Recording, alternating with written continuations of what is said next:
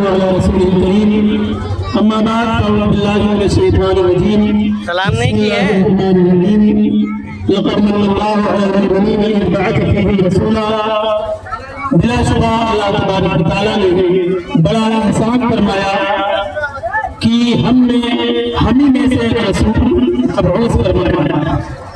آج 12 ربیع الاول شریف جمعہ کا دن، دو عیدیں اکٹھا ہیں، ایک عید جمعہ کی عید ہے اور دوسری عید جو عیدوں کی عید ہے نا، ایک پلے میں وہ دونوں، ایک پلے میں دونوں عیدوں سے افضل عید میلاد رسول۔ الحمدللہ ہم اہل سنت و جماعت کا یہ متفقہ عقیدہ ہے کہ اللہ رب العزت نے جتنی نعمتیں عطا فرمائی ہیں ان تمام نعمتوں کو ایک طرف رکھتے ہیں، لیکن رسول اللہ صلی اللہ علیہ وسلم کی نعمت دنیا کی تمام نعمتوں سے افضل ہے۔ اسی لیے ہم اس نعمت کا چرچا کرتے ہیں، اس کا اقرار کرتے ہیں اور اللہ کی بارگاہ میں شکر ادا کرتے ہیں کہ مولا ہم تو امت میں کھٹاٹوپ اندھیروں میں تھے، ہم تو اپنی بیٹیوں کو زندہ دگو کر رہے تھے، ہم بھائی کے دشمن تھے، ہم تو ایک دوسرے کے خون کے پیاسے تھے، لیکن تیرا بڑا انعام ہوا، تو نے بڑا احسان فرمایا کہ ہمیں میں سے ایک رسول مبعوث فرمایا۔ وہ رسول کوئی فرشتہ نہ تھا، کوئی جنات نہ تھا، بلکہ رسول بھیجا تو انسانوں میں سے بھیجا تاکہ ہم انسان اس رسول سے رہبری حاصل کریں، اس رسول کی زندگی کو ہم اپنے لیے سیرت نقوش زندگی بنا لیں اور آئینہ زندگی بنا لیں، زندگی کا نمونہ بنا لیں۔ یارو یہ رسول جس کی آمد کی اتنی خوشی ہے، بعض حضرات خوش نہیں ہوتے ہیں، ٹھیک ہے ان کی مرضی ہے، لیکن جانے انجانے میلاد سبھی مناتے ہیں۔ میرا توجہ دیجیے گا، جانے انجانے میلاد سبھی مناتے ہیں، ہم جان کر مناتے ہیں، بعض لوگ نہ جانے میں منا لیتے ہیں۔ اس کی مثال ہے کیوں؟ مثال کے طور پر اگر آپ مسلم پر کھڑے نماز پڑھا رہے ہیں، الحمد شریف پڑھا، الحمد شریف کے بعد آپ نے پڑھا لقد من اللہ علی المؤمنین اذ بعث فیہم رسولا، قرآن کی آیت ہے، تو آپ یہ سمجھ رہے ہیں کہ ہم نماز پڑھ رہے ہیں، لیکن اللہ رب العزت جو اپنے محبوب کو بھیجنے والا ہے وہ تمہاری زبان سے بھی میلاد پڑھوا رہا ہے۔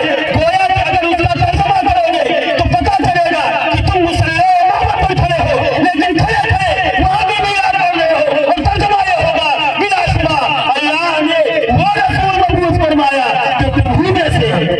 اگر یہ نہیں پڑھو گے کوئی دوسری آیت پڑھو گے، کوئی دوسری آیت پڑھو گے، کہو گے قد جاءکم من اللہ نور وکتاب مبین، بلا شبہ تمہارے پاس اللہ کی جانب سے نور آ گیا اور ایک روشن کتاب آ گئی۔ نور سے مراد کون ہے؟ نور سے مراد ہمارے آقا ہے۔ ہم مان لیتے ہیں کہ تم نہیں پڑھو گے، سال بھر نہیں پڑھو گے، لیکن ایک موقع ایسا آئے گا جب تراویح کی نماز میں کھڑے ہوں گے تو پورا قرآن پڑھنا پڑے گا۔ تم ایک بار میں یاد نہیں پڑھو گے، سینکڑوں مرتبہ قرآن میں اللہ نے اپنے نبی کی آمد کا تذکرہ فرمایا ہے، تو گویا کہ تم جانے انجانے سینکڑوں مرتبہ میں یاد کرتے ہو۔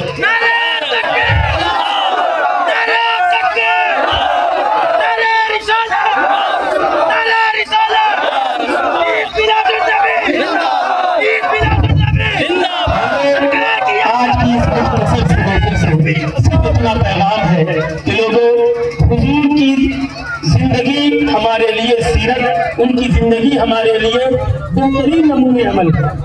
ہم اپنی زندگی میں آپ کی زندگی کو دیکھیں اور اپنی زندگی میں ان کی زندگی کو ڈھالیں اور پھر دیکھیں زندگی کا کتنا مزہ ہے نا۔ ہم آپسی دشمنی چھوڑ دیں، ہم نمازی بن جائیں، ہم شریعت کے اصولوں کے پاسدار بن جائیں، ہم قرآن کے پڑھنے والے بن جائیں، ہم سے مسجدیں آباد ہو جائیں، ہم سے ہمارے بھائی اور ہمارے عزیزوں کے حقوق پامال نہ ہونے پائیں، ہم سے کسی مسلمان کے دل کو ٹھیس نہ پہنچنے پائے۔ یہ رسول اللہ کی سیرت ہے۔ آپ کو نہیں معلوم ہے کہ رسول اللہ صلی اللہ تعالیٰ علیہ وسلم کی 40 سالہ زندگی اہل مکہ کے درمیان کھلی ہوئی کتاب تھی۔ وہ لوگ جو حضور کے کلمہ نہیں پڑھتے تھے، حضور کو مانتے نہیں تھے، لیکن یقین اتنا تھا کہ حضور کو صادق بھی کہتے تھے اور امین بھی کہتے تھے۔ ان کو یقین تھا کہ اگر اپنی امانت اپنے باپ کے پاس رکھیں گے تو وہ خیانت کر دے گا، لیکن رسول پاک کے پاس رکھیں گے تو خیانت نہیں کریں گے۔ اور ہجرت کے موقع پر نبی برہم صلی اللہ تعالیٰ علیہ وسلم نے